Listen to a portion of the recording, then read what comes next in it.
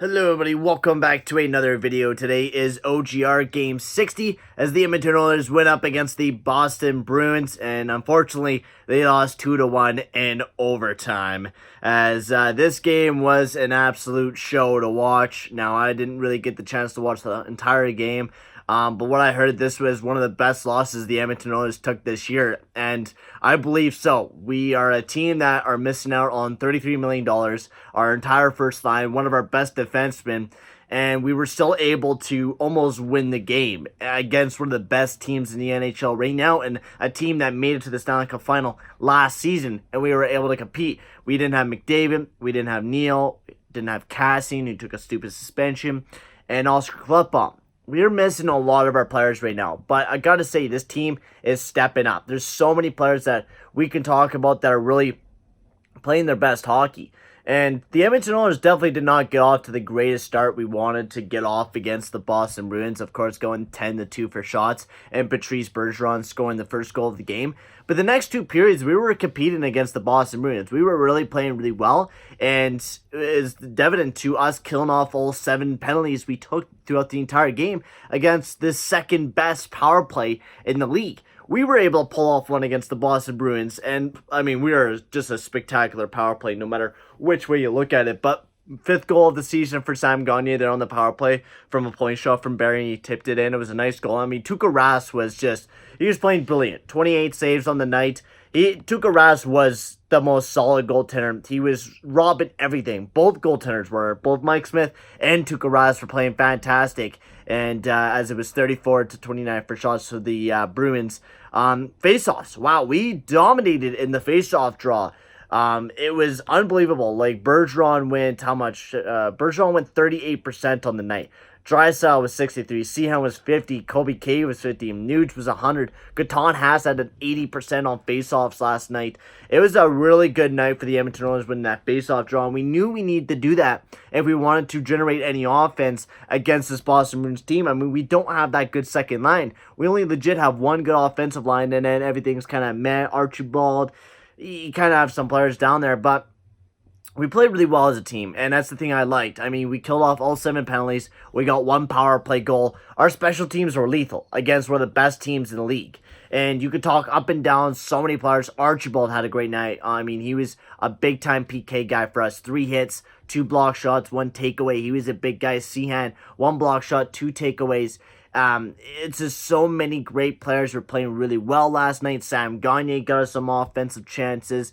Nuge is playing pretty well in the PK. Jujhar Khaira, he was playing pretty well defensively, throwing around the body a bit. There were so many players playing really well last night, and one of the players I would like to talk about is Darnell Nurse. I know a lot of people have been giving him a lot of hate for the way that he plays. This man played almost 30 minutes last night.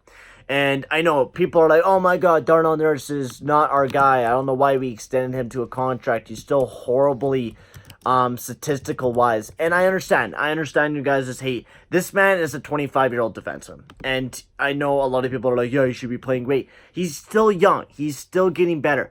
He had a great night. 4 shots in the net, 5 hits, 5 block shots. He was a great defenseman.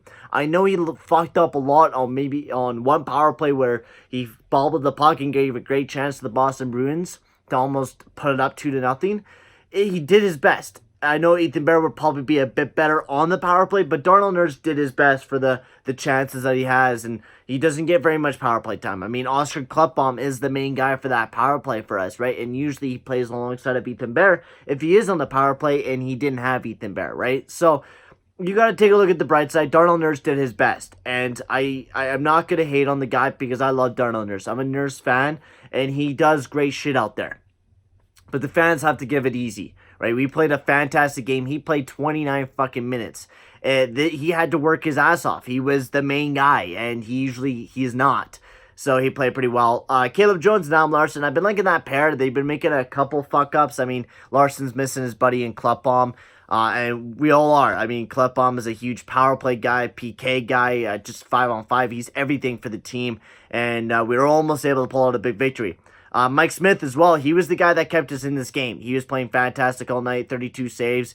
941 save percentage. He was all over the place. He was a great goaltender for us, saved us a lot of great scoring chances that the Boston Bruins had. He played great. Leon Draisaitl, Nuge. Wow, what a night. 29 minutes for Leon Draisaitl.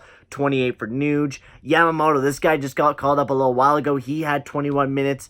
He didn't get any points, but he was all around that ice, generating some offense. Archibald and Benson and Sehan, I gotta say, that's like one of the best lines, I think, on the team right now.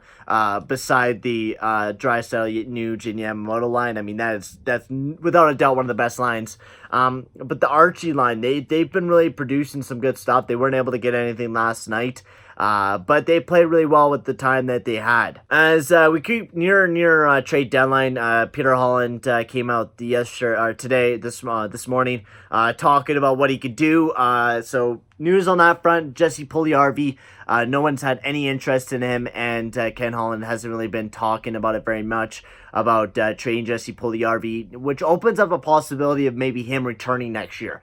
With seeing Yamamoto and Benson and all these young kids getting their debuts, you gotta think that Puljujarvi's maybe thinking about, hey, maybe I can get a chance if I go and play for this team for a bit, right? You never know. I feel like Puljujarvi could be a big piece. He's having a great year in Finland. I hated on the guy at the starting when he was doing all this stupid shit, thinking he deserves a second line possibility. I don't think he does, but I think he needs to earn it. And the way that we're seeing this young team, we're having a majority of it being AHL players. I think Jesse Puljujarvi has to give us a little bit of a chance and take the chance. I mean, there's no worry about jumping into our lineup. And also, with all the injuries, Ken Holland has been kind of paying attention to calling a bit more people, which I like. I want to see that from him. I want to maybe see a new player come in for the Edmonton Oilers. I mean, we really need kind of a new guy to help us regenerate. I mean, Vancouver Canucks, Vegas have been playing great. Calgary's starting to win some games. We really need to start winning some games. And with McDavid rumored to be back here on this road trip, he might not. He said he's feeling good. Neil's out for the next 2 to 3 weeks. We still have Cassian's out for the next 4 games.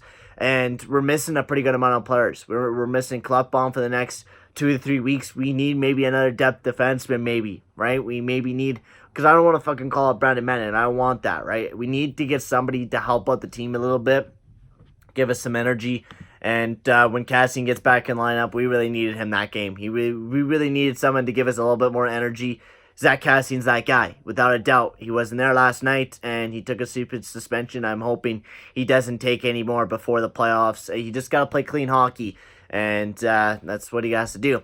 EA, congratulations. You're still on that major winning streak right now, as you guys are 35-25. The losses, you were almost 500 there for a bit. Now you're just going on this mad good winning streak. So hopefully you guys keep continuing that. But for right now, guys, I'm going to sign off, and I'll see you guys all on Saturday to talk about the Minnesota Wild game. See you guys all later. Adios, amigos.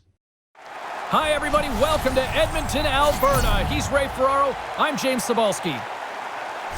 Right before puck drop here, and with a rookie in the lineup here for these guys.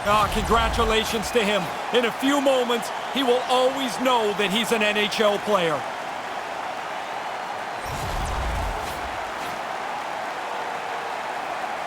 A sight every hockey fan can appreciate. It's a clean sheet of ice, and we are about to get underway. Carries it in. Nice poke check. And that's stopped by Koskinen. Edmonton's got the puck. He scores!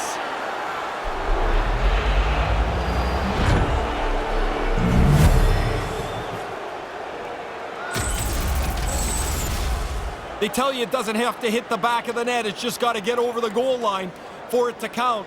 That one does. The goalie had a big chunk of it. Just not enough. It's a quick pass to Nugent Hopkins. Foligno's moving it ahead. Foligno sliding the puck behind the net. Scores! They score back-to-back goals. They stay aggressive after getting the first one. They tack another one on here.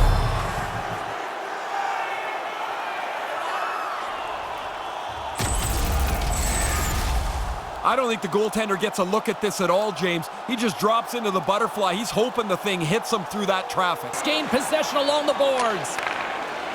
Parise's carrying it ahead. And breathe! I I got 2 of these in my career. I was never out at the end of a game. You got 400 goals and only scored 2 empty netters? Yeah, when we were protecting the lead, it was safest with me sitting down. What an indictment. Oh, yeah. They'd really have to screw this up now, James, to lose. The empty netter should put it away. Once again, and there's the final horn! Paul Maurice once said to me many years ago, show me a good coach, I'll show you a good goalie. There's a good one tonight. Yeah, the team looks good, and the goalie was great. The win comes on the heels of a solid defensive performance, but when your goalie throws an egg up, it makes everybody look good. And that'll do it for Ray Ferraro. I'm James Cybulski. Thank you.